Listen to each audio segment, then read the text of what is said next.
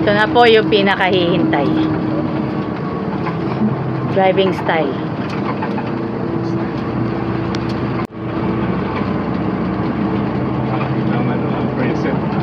Para makita po natin sa mga kababayan po natin, OFW, kung uuwi na po sila sa Pilipinas for good, apply na kayo sa Jackliner.